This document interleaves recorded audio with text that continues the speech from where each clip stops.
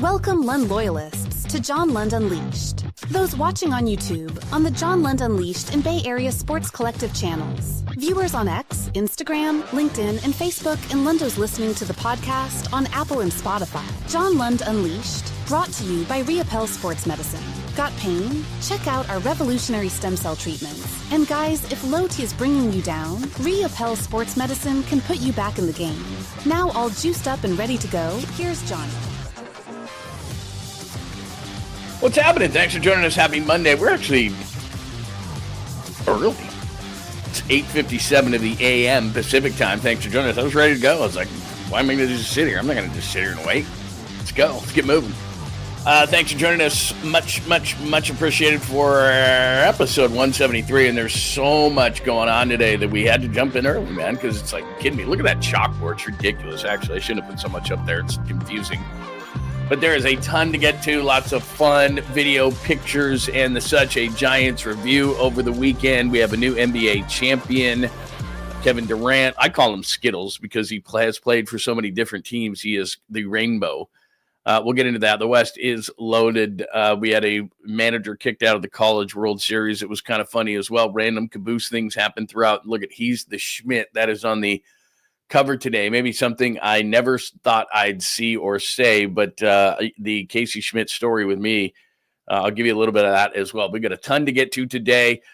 We will go through the chalkboard in a minute. If you are new around here, thank you for making the time for John Lund Unleashed. If you would please make sure that you are subscribed to the channel at John Lund Unleashed on YouTube. That would be outstanding. Please give us a like before you get out of here as well. That helps the algorithm. Also, if you would subscribe and keep those alerts on, that would be outstanding because we put stuff out through the day, 4 or 5 things throughout every single day. So make sure that you have those alerts on and you'll get stuff first. Lund loyalists get things before anybody else, and then we kind of play with the algorithm and that whole thing, but that is boring to talk about. So make sure you're on those things for everything Unleashed. Just go to johnlundunleashed.com as well. Bay Area Sports Collective, which is that big B in the corner. That is my show, as well as Tom Tolbert. Polymax Particles, which I see that you guys had an awesome time at Metallica. We got to get into that conversation. Tell me how that went. Polymax Particles, which, of course, they'll do a full review today with Creative Tony, Rod Brooks, and Quality Hang. You know, he was there as well. The great Amy G, Jeremy Alfeld, all those things under one umbrella, which is the Bay Area Sports Collective. If you would go over there and subscribe, that would be outstanding as well. Good morning to those watching at John Lund Radio, or at John Lund Radio on X. Good morning to you. Also on Instagram as well. Hello to those on LinkedIn, Facebook, anyhow you're watching. Thank you. Please do consider coming over to YouTube because that's where you can hang out in the chat room. And I'll do roll call in just a second, but it is episode 173, so a weekend review for the Gigantes against the Red Sox. Devers gets off the schneid for his first Giant home run. Casey Schmidt's been awesome.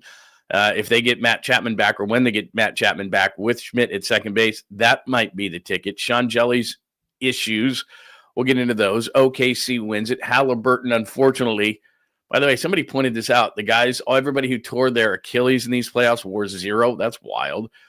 Skittles Durant, we'll get into. The West is loaded. If the Warriors have a 2-year plan, that's going to be very difficult. The Coastal Carolina manager that goes off, it's always the ump show. I don't get it, man. They need to figure this whole thing out at every level as far as the ump show is concerned. What else? Random things always throughout the show. You know that if you're a regular around here. You will find out shortly if you are new around here, but that's what we do. But we got tons of video, lots of different things we got to talk about today. We appreciate you hanging out. Good morning. Our good friend Dom is here with a review of Metallica. Catalina is here. The 1420, John Joseph, good morning to you. Christian Hurleybird is here. Hello, Daniel. Let's see what else. We got a lot of people in the room today. That's very, very cool, man. Very, very, very cool. Let's see who else. Jay is here this morning. He was very early. Like you said, 𝐃𝐨𝐧'𝐭 getting it done. So good morning to everybody. What did you just say there? There you go, right here. Missed it. Sorry, things are moving fast around here. 10 ticket winners. Polly, Tony, Rod, myself brought the particles down to Levi's open. Very nice. Of course I want one. Very cool, man. I've seen Metallica a couple of times. Saw them in San Francisco. Some of the orchestra. I've seen them early in their career. I mean, just an incredible show. Just absolutely incredible show. So absolutely cool. All right, let's get to things, and good morning to everybody. And again, please make sure you are subscribed, all those kind of things. Your attendance is much appreciated. One more thing, as you know, as we always talk about before I get to the show today, we got a ton of different things, but I want to tell you about my good friend, Dr. Jeffrey �REHAPEL and �REHAPEL Sports Medicine. If you click on that QR code right there, you are on your way to feeling better. My wife, the shoulder, the elbow, her foot, the stem cell, which is Dr. �REHAPEL, and he was one of the first in California to do it. If you've got pain, Dr. �REHAPEL can help. That's the bottom line to the whole thing. So click on that QR code and you are on your way. That'll just get you to the website. You can make an appointment and you can see all the different things that Dr. �REHAPEL does. Of course, I've told you a ton about how my wife is feeling better with the stem cell treatment, which Dr. �REHAPEL was one of the first in California to do. So if you want to feel better, it's a no-brainer to click on that. Or all you got to do is look it up, �REHAPEL, Dr. Jeffrey �REHAPEL, �RIOPELLE, �RIOPELLE, Dr. Jeffrey �REHAPEL. And not only does he do the stem cell, which will make you feel amazing, but also lots of other things, men, women, that will make you feel better, look better. So make sure you check out the website, Dr. Jeffrey �REHAPEL, right there in San Ramon, California. If you're in the East Bay, total no-brainer. If you're not, then I'm telling you, it's worth the drive. I do the low T. Quick blood test about every 4 months. I have to go in, not weekly like you used to have to do. It is awesome. So check out Dr. Jeffrey �REHAPEL, search engine if you got to do it. If you didn't hit that QR code, Dr. Jeffrey �REHAPEL. And like I said, it's not just those procedures I talk about. He does all sorts of other things that are going to make you feel better, look better, men and women. And please, very important that you tell him that I sent you over, so that way he will treat you extra special. So make sure that you check out Dr. Jeffrey �REHAPEL. All right, let's get to things today for episode 173, weekend review for the Giants. They get 2 out of 3 against the Red Sox, and really the one they lost should have as well. Had a 3-0 lead in that game, and very rarely does the bullpen kind of blow things. But I said this on Saturday, I've seen enough of Luke Casey. I've seen enough, there's enough guys in that pen, and I know they don't want to burn the pen out. I completely understand that, but not great. Birdsong was not great over the weekend. There's no question. I have sat here and pounded the table for him, but for some reason, when he loses it, it's just like my golf game. Like he just cannot mentally get it back. So that's a major problem. But a good weekend for the Giants in that Devers. Did you see this? By the way, you probably did. Let's see, where is it? Right there. This whole thing about, his oppo power and a left-handed hitter at Oracle Park, and man, he's going to be dealing with triples alley. Well, look, I was never a good enough hitter to be able to try to direct the ball where it was going to go and with all these shifts and all these kind of things, but Rafael Devers is.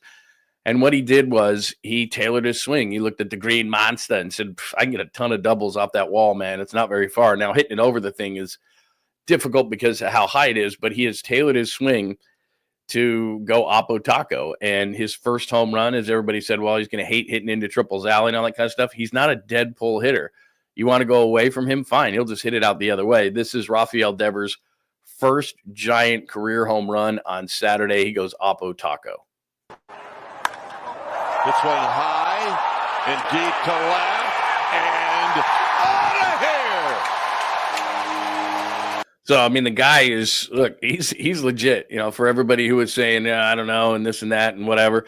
He's just going to go to left field with it. He's like, fine, that's, you want to come into me? Great. Then I'll rip one down there. But, a lot of people are going to be like, well, let's see what he can do. Well, his swing is tailored that way. He's an amazing hitter. He got the first one out of the way, and I'm sure it's just kind of like one of those things where it's like, okay.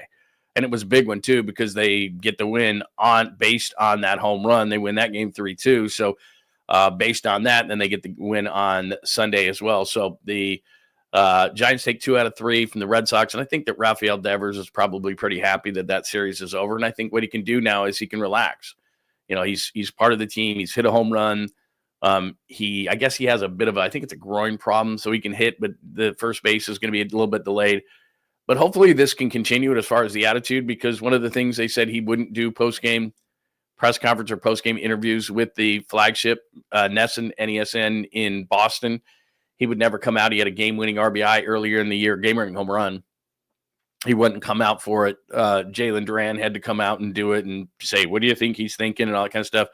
So he can do that. I saw him do an interview in English with Eduardo Perez of ESPN. He's like, you speak English fine. And so maybe he just doesn't want to talk to the media, whatever the case may be. I think he'll find, and maybe Pablo Sandoval has talked to him and said, look, man, called him. I would have, and said, this isn't Boston. We're not that kind of media. We're not trying to dig. We're pretty much on your side unless you're a complete ass, unless you do something stupid, which I don't know if Sean Hjelle did or not. We'll get into that in a second. But if you're pretty much a stand-up guy and a good dude, and you're not going to have any problems really with the Bay Area media. We're not a hard media. We're not a tough media. We're not a grinding media. We're not New York, Boston, or Philadelphia.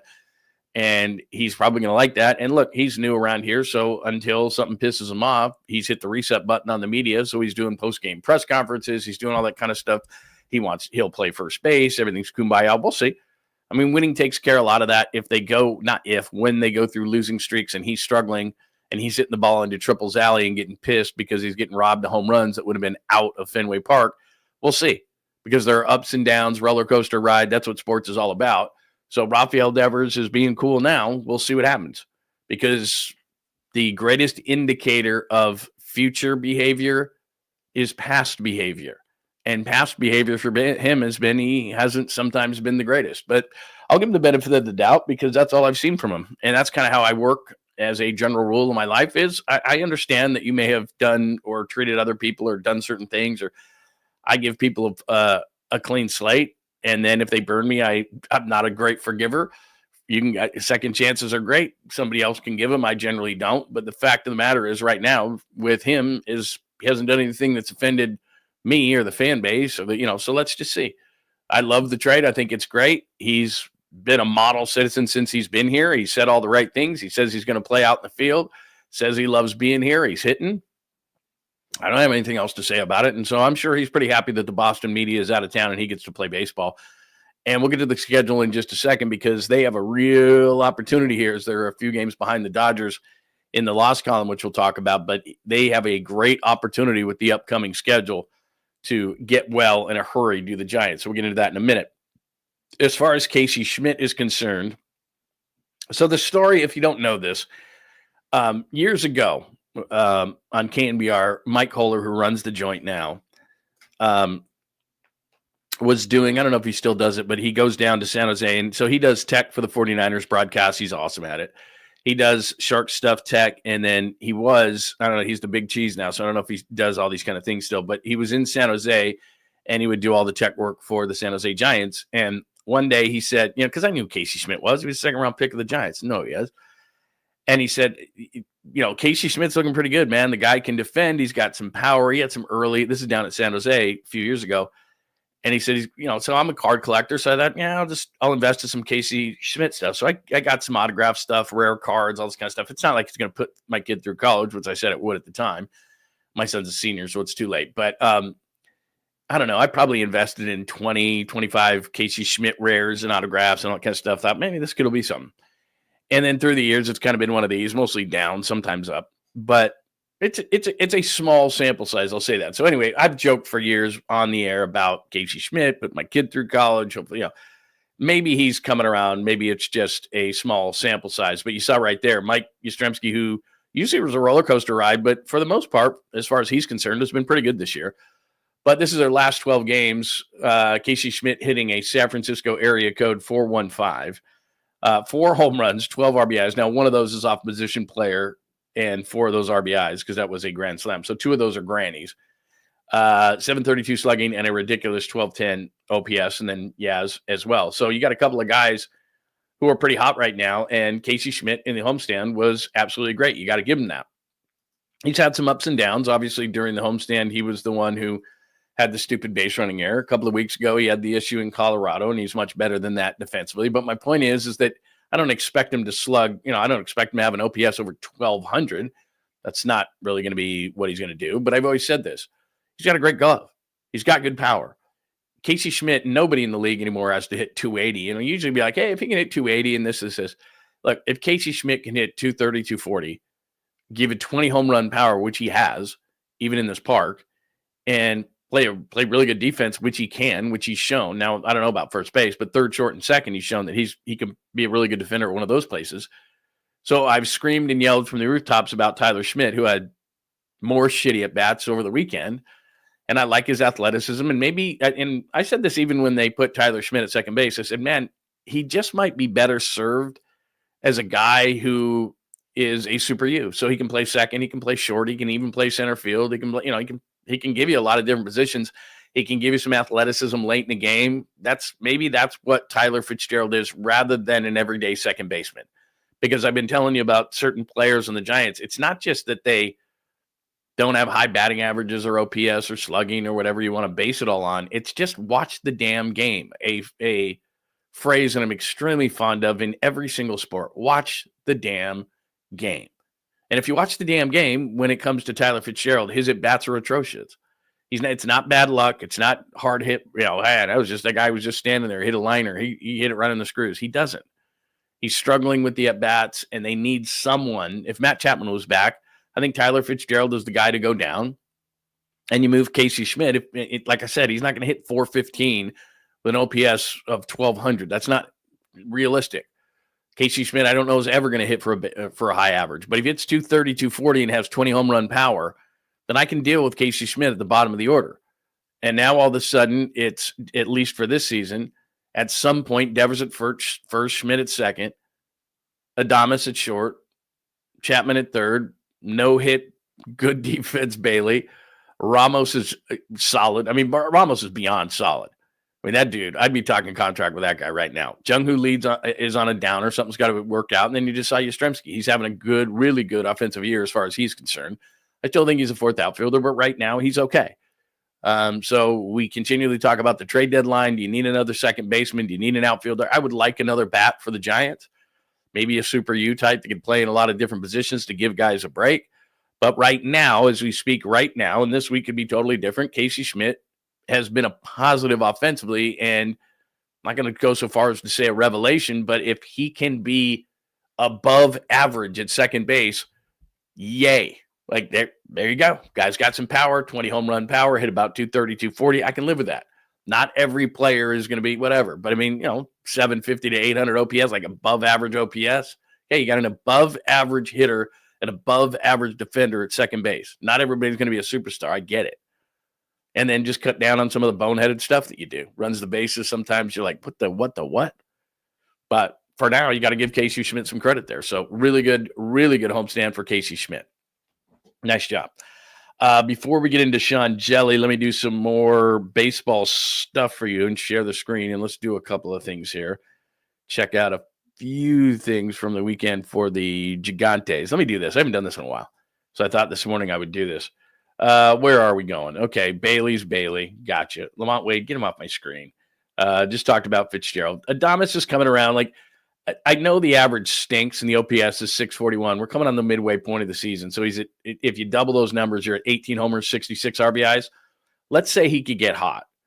And he's at the end of the season, he's 20 home runs and 80 RBIs. You take that from your shortstop? Of course you would. Now, the average, I'd like it to be at least, I don't know, he's not a high average guy anyway.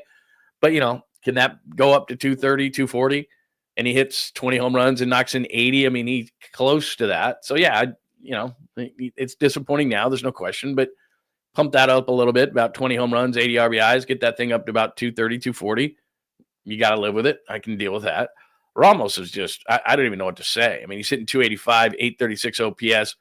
Those are good numbers. He just seems better than even that. And again, if you double those, you're looking at close to 90 RBIs. I mean, he could be a 100 RBI guy and close to 30 home runs for Elliot Ramos. Huge. 𝐿 Lee has fallen off. There's no question. 725, a little bit below league average as far as OPS is concerned. Yaz is Yaz.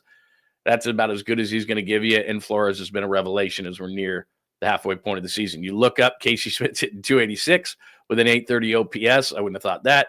Please, no more Christian Koss. Matos might be a 4A player. Dominic Smith, we hardly knew Yi. He hasn't been terrible, but with Devers, they've got Flores at first base. Makes sense. Devers, we know and have talked about and whatever from that point, whatever. As far as the pitching is concerned, like I said, we haven't done this in a while. Robbie Ray, not quite as good when he was pitcher of the month. I don't even have to talk about Logan Webb. This is where it gets interesting. I don't need a Jordan Hicks update. Thank you very much. Landon Roop, who pitched good enough yesterday. We'll see on Verlander. We talk a lot about him. Bullpen, excellent. Hayden Birdsong, the numbers don't look bad there. A 325 ERA, but he was dominant as a reliever. He's got to get back on it as far as starting is concerned. Bivens always makes me nervous. These guys are gone. Tristan Beck might be an option because, like I said, with Harrison and Hicks leaving, I'm not broken up about it, but it means that your organizational depth as far as your starting rotation is not in a great place. And Tristan Beck, sooner rather than later, might be something there. Luke Casey, please no more. And then you got some position players. So there's where the Giants are as far as the numbers are concerned. I haven't checked in on the numbers for the Giants in a little while, so I was checking on that. And then let me do one quick thing in regards to standings. If you haven't looked at standings lately, let me do that. Just because where are the Dodgers? Where are you? What's going on? And then I'm going to show you the schedule because they've got a real opportunity here to get rolling. So I like using the MLB because what they do is MLB.com because they do so these are the guys at the top, obviously. Mets are going to be there. They're not going anywhere. And this is where, as good of a season as the Giants are having, and everything's fun and everything's great, and Devers is getting acclimated, can't screw around here because, okay, those are your teams. I keep waiting for Milwaukee to fall out of it. They won't. So let's look at losses as we always do. 34, 35, 35, 36, 38. So they're still in it. I mean, they're 4 back of you right there. So any team with 38, so Arizona's kind of in it. Cincinnati's kind of in it. I think these two teams, the Cardinals and the Padres, definitely are in it, and the Brewers won't go away. So you would think right here, the Mets are in it, you're in it. I think there's a drop-off here, but these teams are just hanging around. The Padres could get hot at any particular point, and they're aggressive. I could see them at the deadline doing something. And then as far as looking upwards, you're only 3 back in the loss column of the Dodgers, so you're not out of anything. They've just got to get things rolling. And the big part of that then becomes one more to show you, and then we'll get to this Jelly story. And so let's show you this now. This is the upcoming schedule for the Giants, and this is good news. Let's see, records. I just saw it. Where the heck is it? Standings, stats. Did I accidentally close that thing? Oh, here we go, right here. Sorry. Here's your printable schedule. So let's go right here. Just finished Boston. Got a day off today, the 23rd. Miami for 3. Come on, man. Got to sweep that. Let's go. Then you get, so those are home. Then you get the stinky White Sox for 3. So there's 6 games. And I'm not saying you're going to win all 6, but 5 out of 6, at the worst 4 out of 6, but 5 out of 6. Arizona that's a huge series right there on the road, 4. Then you got the A's.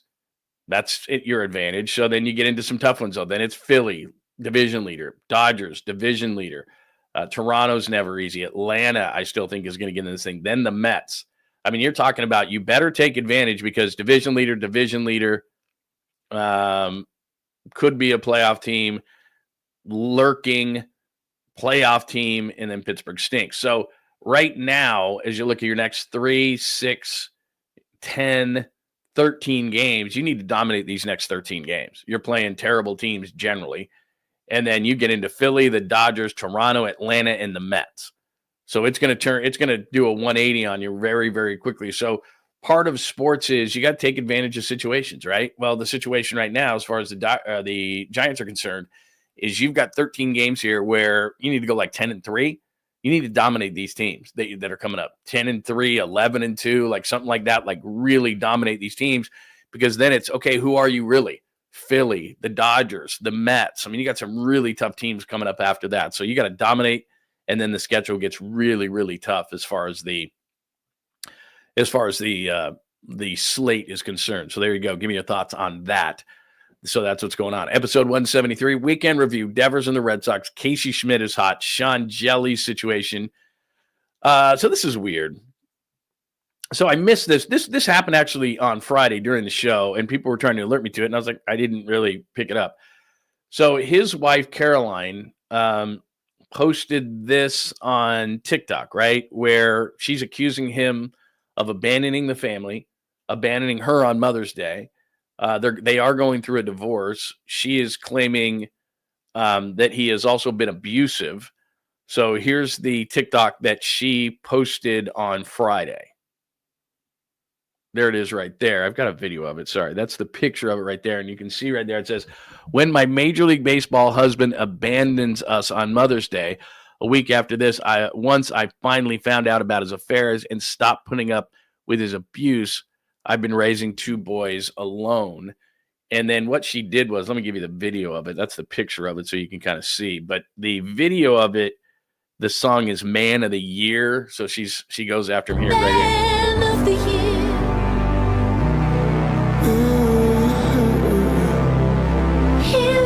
Let's hear it for So anyway, Man of the year. you can see right there. And then the Giants released a statement that basically said, we're aware of it. That's all we're going to say about it. We'll let you know at a later time. And then Sean Hjelle caught up, I guess, what was it, on Friday after this. He says, I don't have an official comment right now. He said, I'd like to talk to my agent, my lawyer. This has been something that's been going on for over a year now in terms of our relationship, our divorce, our separation, and everything. I don't have an official comment right now. I just want to talk to the appropriate people to figure out what the steps are. I'm just taking it in stride right now. No official comment right now.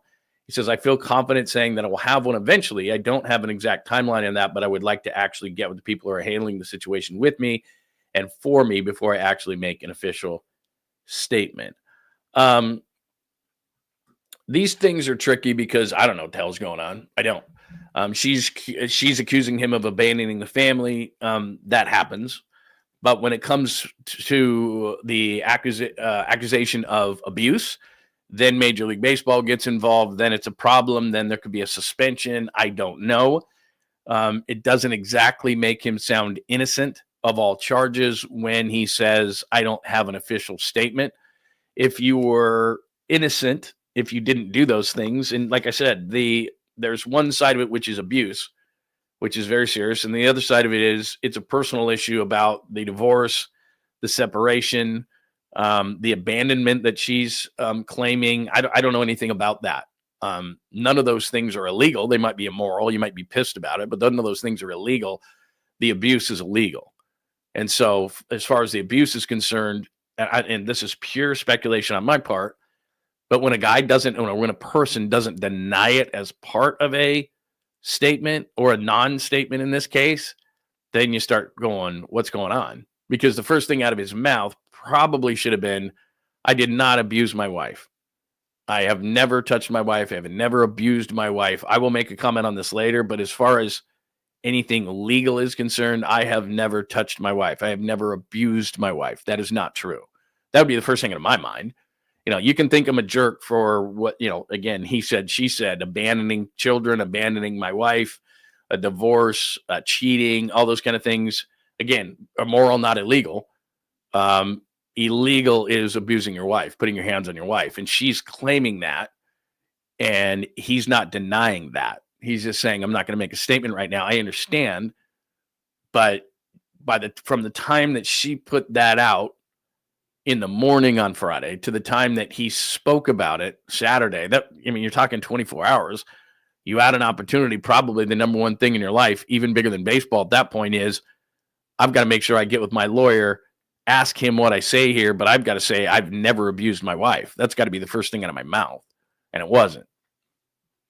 So again, maybe I'm 100% wrong. Maybe that statement is coming, whatever the case may be. But that's, whether you think I'm an asshole for abandoning or cheating, or even maybe those things happened, maybe they didn't. They're in the midst of a divorce. I've been divorced. It gets ugly. It gets nasty. It gets expensive. There's a lot of screaming back and forth. There's a lot of things that you wish you hadn't maybe said. So, I understand all those things. You get emotional, all those things. But if my ex-wife was accusing me of abuse, the first thing out of my mouth, even without a prepared statement, would be, I did not abuse my wife. Please let us work through these other issues that are immoral but not illegal. Let us work through these other issues, but I have never abused my wife. That would be my statement. And I would get with my lawyer. I had that 24 hours. I would get with my lawyer and say, what I'm going to say here, and I would ask the Giants, don't use me tonight, please. I got to get this straight. And my first statement, I would be prepared. I wouldn't have done that. I would be prepared. And I would say, my official statement is, I have never abused my wife. I have never touched my wife. Those allegations are not true. As far as the other things are concerned, we're working through a divorce, and please give us our space as we go through this. This is the final statement, or the final thing I'll say on this case. That's what I would say if I were him. because what you're trying to do is you're trying to minimize the situation. You're trying to minimize, I should say, the distraction on the team. And you should have had a prepared statement better than I'll have a statement later. You had 24 hours. You should have a statement that says, I didn't do this. And as far as the other stuff is concerned, that's a personal matter between me and my soon-to-be ex-wife. That's what I would say. So that doesn't look good for him. Just to pop it up there one more time. I don't have an official comment. I would like to talk to my agent, my lawyer, which I would have thought he would have done. It's been going on for a year. See, this part is personal and is nothing that I can comment on. It's been going on for a year in terms of our relationship, our divorce, our separation, and everything. That's fine. That's personal. There's no mention in here about her allegations of abuse. Infidelity is what it is. I mean, it's unfortunate. It's not illegal. It's unfortunate. But again, let me just go back to what she's saying here. I'm going to go to the picture, not the video. She's saying right here, when my Major League Baseball husband abandons us on Mother's Day, I mean, again, that's being a jerk, but not illegal. I finally found out about his affairs and stopped putting up with his abuse. I've been raising 2 boys alone. Again, very unfortunate. The abuse part is where if I'm Sean Hjelle, I'm saying I did not abuse her. That is not accurate. That is not true. And by not addressing that, which is the elephant in the room, which is the biggest issue that everybody's going, so did you abuse your wife? Then that's the problem. So you have to address that, and you should have gotten with your lawyer to say, look, I can't say nothing, especially when it comes to the abuse. The other stuff, that's none of our business. It's none of our business what's going on with his divorce. I tell you this all the time. Between the lines, I can say whatever my opinion is and feel pretty confident. If I stay between the lines on something, then I'm okay. As a talk show host, that's been my mantra. That's been my thought process for 30 years. One of my rules is if I keep between the lines, I'm cool. Now, Sean Jelly's, his wife has brought it outside the lines. And if there's allegations of abuse, that's one thing that I would obviously have to talk about. As far as the divorce, the abandonment, the cheating allegation, all that, that's none of my business. I don't know anything about it. I'm not an expert in their relationship. Every relationship is different. I can just tell you I've been divorced, and I know what that's like, and I know what the emotion of that is like, and I know what the hurt of that is like, and all that kind of stuff. The emotion of that, I know what it is. So that's part of what she's doing and lashing out. I completely understand that. But abuse is totally different, and that's a legality. And that's something where, again, Major League Baseball is going to look into that, and if they feel like something's happened, then they're going to then we're going to find out very shortly. But I'm just concentrating on what he said, or in this case, didn't say, which is he didn't say he didn't do it, which that's not a great start.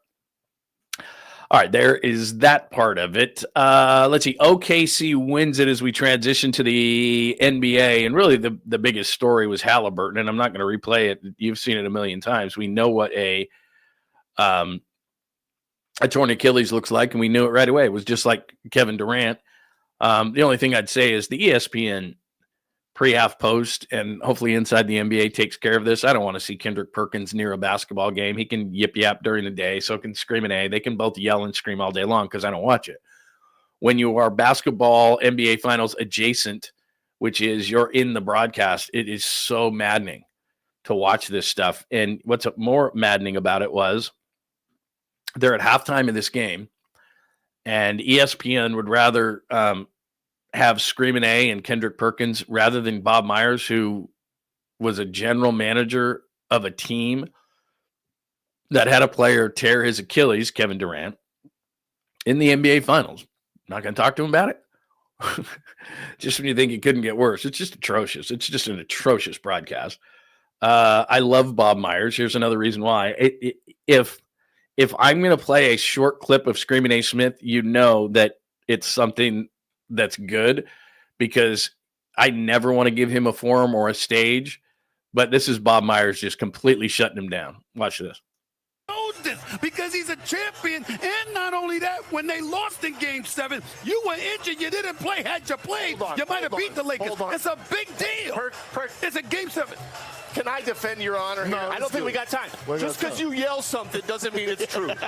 I love Bob so much. So I've been doing this, like I said, for 30 years. And I've had a bunch of former players. I've done pre-half and posts. I've done more than I can remember, thousands, honestly. And I can't tell you how many times I've used the term that Bob Myers just said. in a very calm fashion and just said, look, just because you're yelling loudly does not mean it's true. And that's just, some guys think that, and it's the old way of sports radio, and I think it's calmed down since then. But to be completely honest, I've said this many times, I respect the fact that he's making like $20 million a year. I respect the fact that for some people, and I'm completely confused by it, some people, many people must watch him and all those kind of things. I just can't do it. I just cannot. Like, that 30-second clip made my ears bleed. Honestly, my ears are bleeding under here. I don't know how people do it. I just don't. I don't know how people do it. He's inaccurate. He's annoying. He's obnoxious. I mean, it's all of those things. And he's not accurate in any way, shape, or form. He doesn't know the game. And like I said, this is somebody who years and years, 25 years ago, when I was doing Portland Trailblazers pre-half and post, and I'd go down to the shoot around at 10 o'clock. All the guys wanted to go to Nike, so it was very short. And I'd do 2 or 3 quick interviews with both sides. And then I had to have somebody on, called it Behind Enemy Lines. What a novel concept. And when they were playing the Sixers, I would call him directly, and he was cool as hell. And he'd say, yeah, come on. And he was normal, and he wasn't screaming, and he was just talking Sixers, and he worked for the Philadelphia Inquirer. And he was a cool guy, and everybody respected him. And then he just turned into this caricature of just, I don't even know what.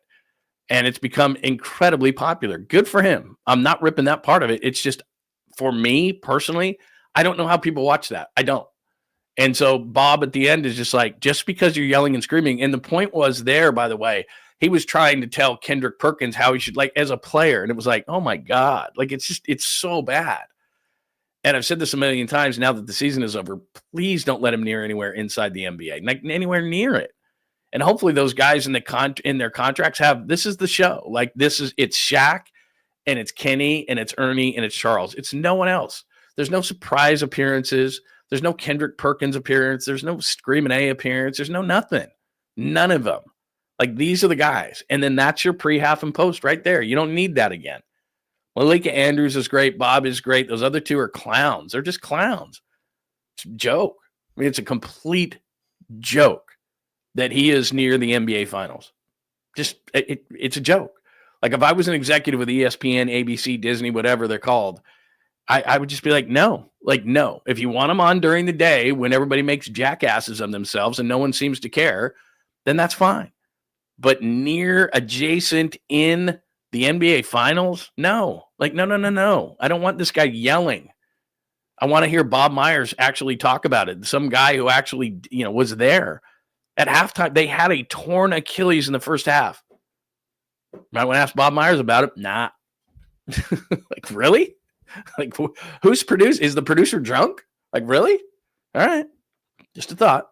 Let's hear him scream, because we sure as hell don't want to have, Bob Myers give maybe some insight on what it feels like when you're the team that has a player with a torn Achilles in the NBA Finals. By the way, I'm always skeptical of this is the worst this or the best that or whatever, but this might be the worst trade in NBA history. Paul George is all the Clippers got. Shai Gilgeous-Alexander obviously leads them, the OKC, to a championship. And then first round, 4 first-round picks, then a pick swap, 2 pick swaps there. 1, 2, 3, 4, 5. What was that? 5 first-round picks, 2 pick swaps, and you got the better player. And that player is, 27 years old, and you might just have a dynasty on your hands. One trade. It's amazing. Like, I'm sure there are others, but just off the top of my head, I'm like, has there been a more impactful trade for an organization in the history of the NBA? Did you say, okay? I mean, Kareem Abdul-Jabbar went to the Lakers. Kobe Bryant, that was a trade from Charlotte. So maybe I'm wrong here, but that's that's just unbelievable. Like, the Clippers don't have any fans. I was going to say, if you're a Clipper fan, you got to puke, but there's no Clipper fans. But still, that's an incredible trade. Like, the Thunder are like, Shai Gilgeous-Alexander, okay, 22, 24, 26 first-round pick. They got the 21 from Miami. They got a 23 protected, and they got pick swaps. They got a pick swap coming up right now in 25, and they still got another first-round pick in 26. So in the next 2 years, beyond what they've already gotten, they get a first-rounder this year, and they get a pick swap next year, and then the thing's finally over. If you're the Clippers, my God. I mean, it's one of the worst. I'm not saying it's the worst. Maybe Kobe. I mean, Charlotte giving up Kobe for what? Vlade Divac. I think it was Vlade, right? For Kobe. My God. That is ridiculous. Anyway, I'm not going to say it's the worst, but it's pretty damn ridiculous, that trade. Kevin Durant goes to the Rockets over the weekend. You can call him Skittles now. This is sad, to be honest with you. He's so good. There's a rainbow of colors there. Now, not his fault that it goes from Seattle and they moved to Oklahoma City, which for my many viewers in Seattle, I was hoping for an Indiana victory once Halliburton went down went out the window. But those are the Sonics. You don't deserve their legacy, so you can have your championship in OKC. But now that he's on the Rockets, you have a red, an orange, a yellow, a green, a blue, a dark blue, and then a purple. So he is officially Skittles Durant. He has played for so many different teams, and it's too bad because I think there is something to, and legacy is overused. It's an overused word. The talking head shows talk about legacy all the time. Who cares? The only thing I would think about when it comes to Kevin Durant, he's such a great player, and I'm not saying he shouldn't have left OKC, but it's like he just can't find happiness. He just can't. And he's just going to keep going, keep going, keep going. If they win a championship, I mean, this is what he really wants, is a team that it wins a championship that can be termed his team. And now that he's on Houston, you look at that team right there. I mean, I guess you would say that would be his team. But still, Sengun's a really good player. Amen Thompson, we saw, is a really good player. Fred VanVleet's won championships. I mean, you are jumping onto a team that's pretty good.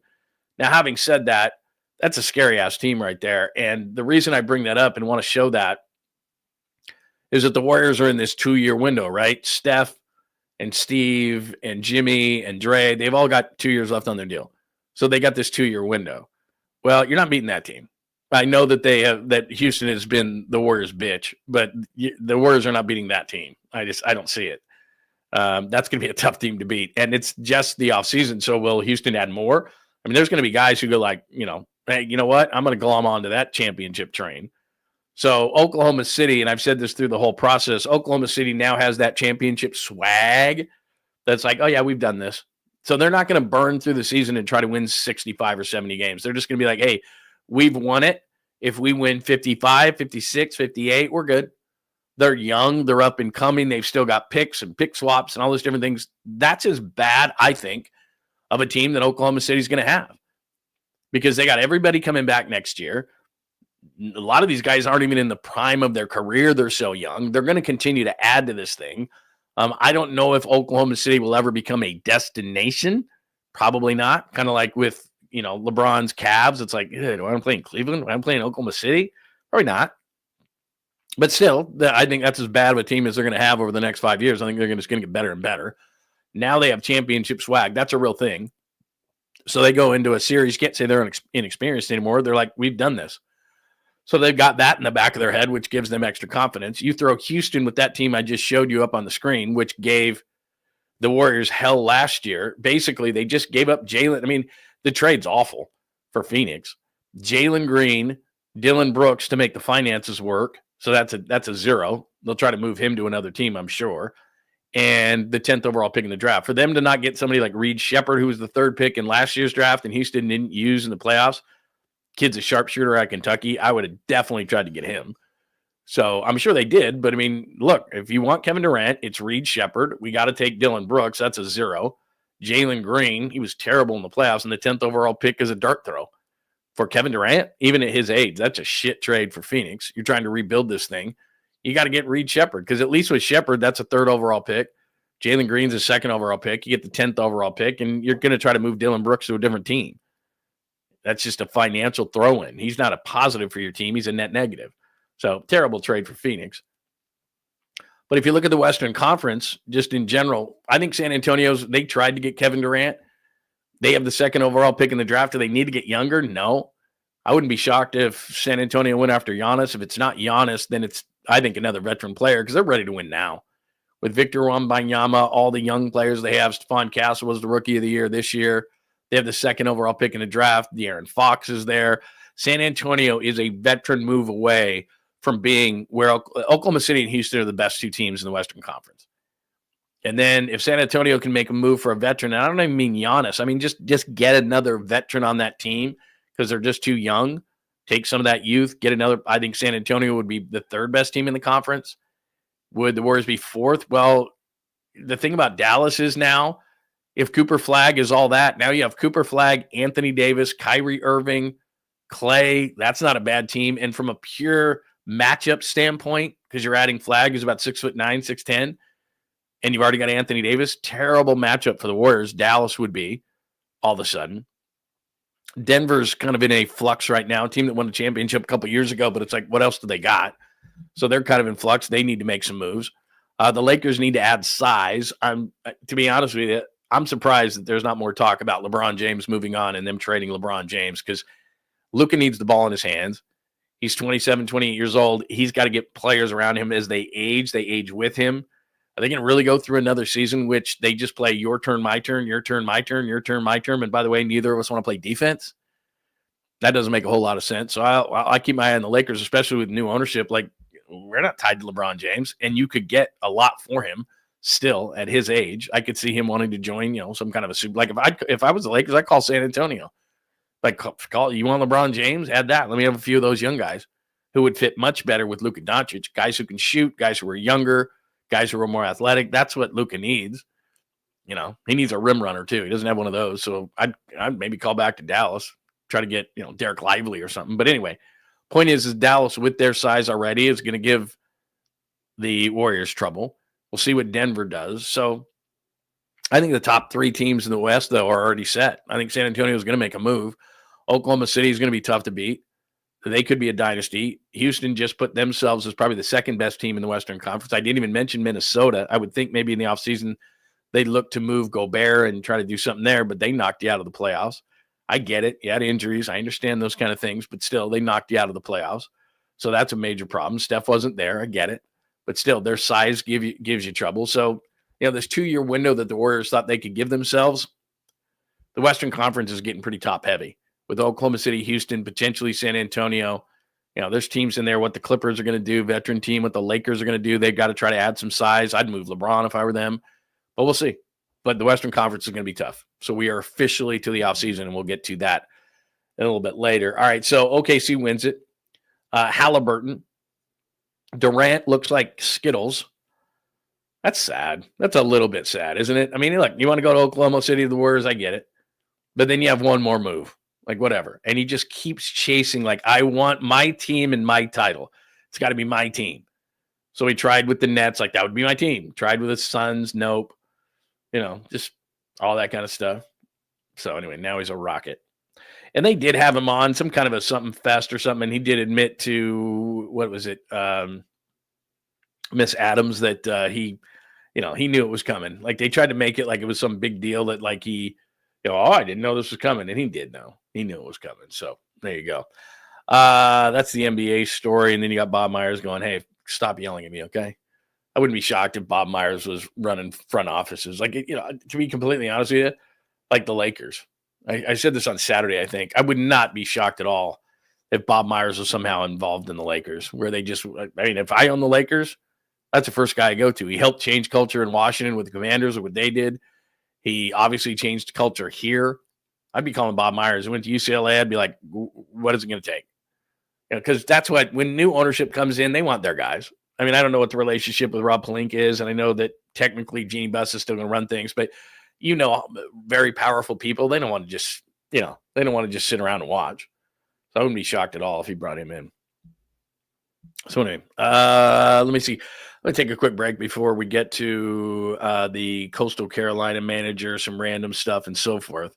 This is what people are talking about today. Hi, Joji. Good to see you, my friend. Good morning, good morning, good morning. Hello, 49ers faithful. It is very nice to see you, my friend. Hi, Mark. Good morning. Let's see. Have you talked about? Yes, I have talked about Casey Schmitt, but since you brought it up, I can bring it up again. There he is right there. Red Hot Casey Schmitt, 415 area code batting average, 4 home runs, 12 RBIs in his last 12. One of those is off position player, but I can live with that. You can go back to the beginning of the show, and I will put the chapters up, but at the beginning, but just if you want to recap Casey Schmitt just real quickly, what I'm saying is that hopefully sooner rather than later, Matt Chapman's back. Casey Schmitt takes over for Tyler Fitzgerald. Tyler Fitzgerald goes down to the minor leagues, finds his swing and his swag again, comes back up, can be a super U. Now you're cooking with gas. And I'm not, it would be foolish of me to sit here and say that Casey Schmitt is going to be a 415 hitter with a 1200 OPS. But all I'm looking for from second base, and I said this because last week I was talking about a trade for an Orioles second baseman who's 31 years old and at least could give you professional at bats. I want professional at bats. When you trade for a Rafael Devers, the expectations go up. It's not good enough to just hang out. I put the standings up a little bit earlier. You have 34 losses. There's a bunch of teams right around you that are within 3 games. You're within 3 games of the Dodgers. You're playing Miami and then the White Sox and Arizona. You're playing some really bad teams. But then after that, it's the Dodgers. It's the Phillies. It's the Mets. Like these next 12 games, you got to honestly, I think it's 13 games, 10-3, 11-2. I mean, honestly, you have to take advantage of this schedule that is coming up right now. Get Rafael Devers comfortable, whatever the case may be. Get the starting pitching back to where it was. Robbie Ray's a little iffy, at least compared to what he was. Birdsong's got to get it back. Look, man, you have a bad hitter, bad inning, bad couple of hitters. He's got to understand. He's got to get his mental capabilities back. They lost some depth in that Red Sox trade. So who's in AAA right now? So anyway, there's a few things as far as the Giants. But yeah, we got it a little bit into the Giants to start the show, a lot into the Giants to start the show. You can either go back to the beginning, or I'll put the chapters up on YouTube, on John Lund Unleashed on YouTube and the Bay Area Sports Collective a little bit later. Then you can just click on and watch whatever you want. That's what's nice about YouTube. What else do we have? Yeah, that I'm in the same boat as you are, Daniel. Talk to me in late July about Schmidt. Let's see. 12 games is not a season. There's 162 of these things. I love that Casey Schmitt is on fire. Maybe he can be the answer at second base. But yeah, I'm going to hold out. I'm going to just kind of go, let's just see. Anybody else on Giants, hoops, anything like that before I play the Coastal Carolina manager? I've heard that Booker, I got a good friend in Phoenix who gives me stuff. He said that Book wants to stay, that playing for one team is really important to him. We'll see. For some players like Skittles Durant, it is not important, but for him, yeah.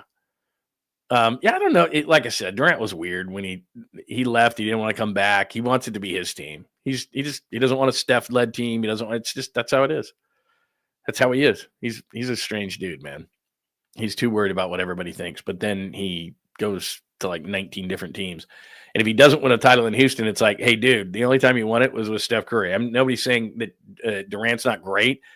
It's one of the weirdest careers ever. To have a guy jump that many times, that's weird. You're too good for that, to be honest.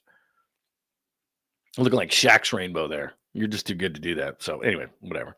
All right, this is the Coastal Carolina manager, and he gets thrown out. I'm not going to replay the whole thing that he's getting thrown out because I just think the press conference is really good. So he gets thrown out in the first inning of a elimination game. They ended up losing. They were down 3-game series. They're already down a game to LSU, so they needed to win this game. And he was arguing balls and strikes, which is a no-no. But again, this is more about umps and an ump show. And I'm sorry, I don't know why I feel this way, but like I don't want to know who the officials are in a basketball game. I don't want to know who the umpires are. I love Mike Krukow, and I tell you this all the time. I don't want to hear that an umpire has a tight zone or a loose zone or a high zone or a low zone. There's one fucking strike zone. One. It's not open to interpretation. That's why, you know what? I can't wait for the robot umps. I really can't. And I'm sorry to Patrick Bailey, but I can't wait for robot umps because there's one strike zone. One. It's not open to your interpretation. I hate it. I hate to know who's officiating a game and who he might, this official does that and that official does this. And this umpire doesn't have he has a short fuse. It's not about you, man. You're there to get abused. I was a Little League umpire. Both sides are screaming at me. I get it. Now, it doesn't mean I didn't walk up to some of those parents and go, shut the up. Like, enough. I'm getting paid nothing to umpire your kid. I know you think he's going to the big leagues. He ain't. Anyway, here's the Coastal Carolina coach about him getting thrown out in the first round. And again, the press conference to me is better than the actual event itself. Warning issued. As the head coach, I was an assistant for 24 years. And as an assistant, you're almost treated like a second level citizen, and you can't say a word. Now as a head coach, I think it is your right to get an explanation of why we got warned. And I'm 48 years old. I shouldn't get shooed by another grown man, right? So when I come out to ask what the warning is, a grown man shooed me. So at that point, I can now hear him say, it was a warning issued for arguing balls and strikes. And at that point, I said, because you missed 3. At that point, ejected. If that warrants an ejection, I'm the first one to stand here like a man and apologize. 2 words that define our program are own it. And what does that mean is you have to own everything that you do without blame, without defending yourself, without excuses. If you guys watched the video, there was a guy that came in extremely aggressively, tripped over CABOOSE's foot, embarrassed in front of 25,000, immediately goes 2-game suspension and said, bumping the umpire. Immediately does that.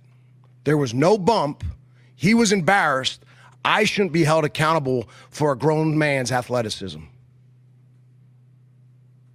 They'll retract it, though, because now it's excessive. And the reason why it's excessive, because I was trying to say, I didn't bump him. It is what it is. But if that warranted an ejection, man, there'd be a lot of ejections. As an umpire, I feel like it's your job to manage the game, the national championship game, with some poise, some calmness, and a little bit of tolerance. I think the guy's 100% right. I think that just in general, let me take that to Major League Baseball. I just think in general, umpires, officials, they're just out of control. It is not about you. It's not. You're there to do one thing, call the game the best possible way you can. Now, look, it's human nature. I don't need robot umpires. I don't need it to be perfect. Replay is in place to get the egregious error. Like yesterday, I'll give you a great example. Yesterday, was it yesterday, Durant going back in a second? I think it was. And it looked like his fingertip might not have been on the bag. It was extremely close. And I was shocked that it was overturned. Or no, they did call him out. And if they had called him safe, I think he would have been safe. But so it's the egregious error. It's not like that wasn't really an egregious type of a thing. It's the one that's just like so obvious. That's what replay was put in to do. It's not really meant to be like the, you know, let's zoom in on that finger and see if it was on the bag, all that kind of stuff. It's just too much. So they've got a safety net anyway, but they hate getting embarrassed. And it's like, look, it's not about you. We shouldn't know your name. I shouldn't know the worst umpires. I shouldn't know the worst NBA officials. I shouldn't know. I don't care. You know, I grew up, I couldn't name one official growing up. I didn't know. Like, who cares? I don't care how they call a game, and it's not about you. Stop throwing players out. Stop throwing managers out in the College World Series because he said you missed 3. Like, for some reason, officials, NBA officials, umpires, NFL, all these, they're like beyond reproach. They should have a press conference too. You blew a call. How did you not get that call right? You know, or New York. How do you do that? How did you have a replay and still get it wrong? Like, everybody in life is, you're culpable for your actions. You're responsible for your actions, except when you're an official. Can't touch me, can't talk to me, talk to the hand. If you say one more thing, you said an F-bomb. Look, everybody, F-bomb left and right.